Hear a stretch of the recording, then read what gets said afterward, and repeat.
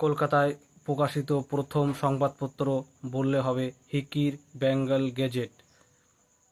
তো হিকির বেঙ্গল গেজেটের মানে তৈরি করেছিলেন জেমস অগাস্ট হিকি। কত সালে যদি বলে তাহলে হবে 1780 সালে। হুগলি সেতুর বর্তমান নাম কি? তাহলে হবে বিদ্যাসাগর সেতু। আর যদি বলে হাওড়া সেতুর বর্তমান নাম কি? তাহলে হবে রবীন্দ্রনাথ সেতু বা রবীন্দ্র সেতু।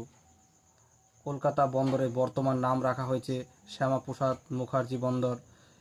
এবং কলকাতায় বিভিন্ন জাতীয় কংগ্রেস অধিবেশন হয়েছিল, যেগুলো বিভিন্ন পরীক্ষামূলক পরীক্ষায় এসে থাকে। যদি বলে জাতীয় কংগ্রেসের দ্বিতীয় অধিবেশন কোথায় হয়েছিল, তাহলে হবে কলকাতায় 1886 সালে। যদি বলে জাতীয়